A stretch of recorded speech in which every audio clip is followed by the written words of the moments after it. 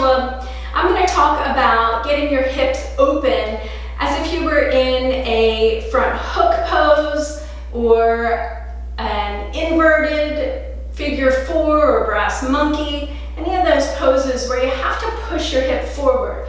Think of front hook open spins, back hook open spins, your upright poses where you're in your strong hold with those legs folded back, and again, inverted brass monkey, for instance. There's a position that you have to be in order to help kind of nail it and stick to the pole. And I want to just point out some of that. For some people, opening the hip, and again from side to side is different as well, but that can be difficult. One side might be tighter than the other. You might not be as flexible in opening that hip.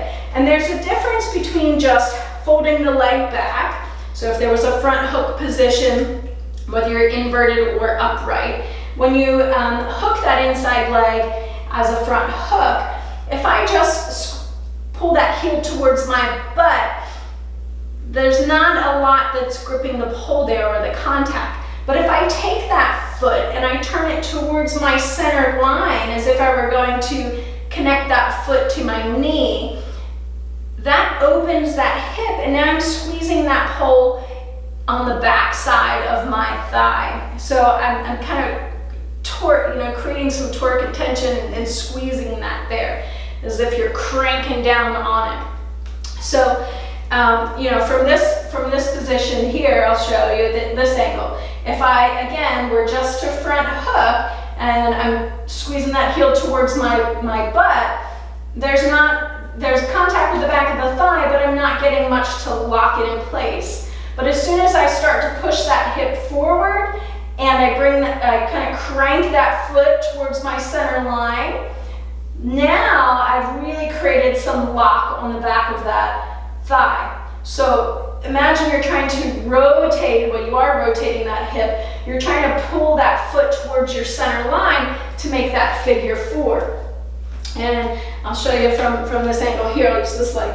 So again, if I hook, I want to start to push that hip forward, and it's not just pushing the hip forward, you also have to crank that foot towards your center line. And I say, like you're trying to make a figure four, that toe's trying to touch that other knee in that figure four position. So think about, if you were just here, you've opened the hip, you might push the hip forward, but now you've cranked that ankle or that foot towards the other one, which really locks that pole on the back side of your leg.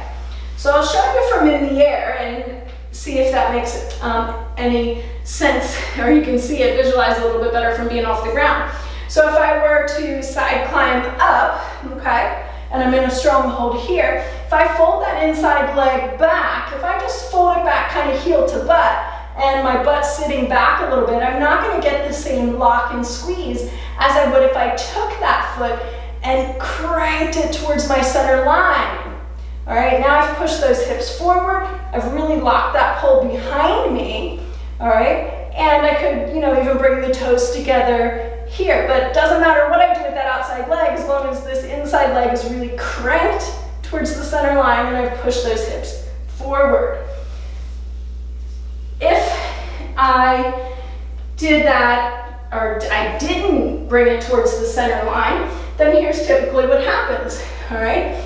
I fold it back, when I let go, I'm just sort of sliding down because I really don't have anything cranking, and you usually lose that squeeze. Now you can get skin contact with the pole that will help you, but by taking that and cranking that foot towards your center and pushing those hips forward, that really allows you to get that pole stuck behind the back of the leg.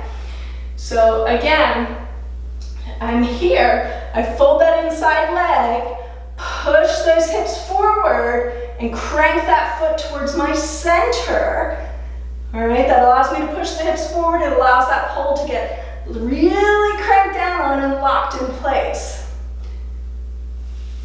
And that's what helps keep you on. Whether you're inverted in your brass monkey, which is that same pose, upside down, or whether you're upright. Now, too much of that isn't going to work for you if you're in a spin. So remember the difference between the squeeze that you need for spinning and the squeeze you need for holding. But whether you're spinning, whether you're holding a pose, the hips are pushed forward and you're cranking that foot towards your center line as if you were making that figure 4. Hips forward, hips open, cranking towards the center line with the foot. That'll help you.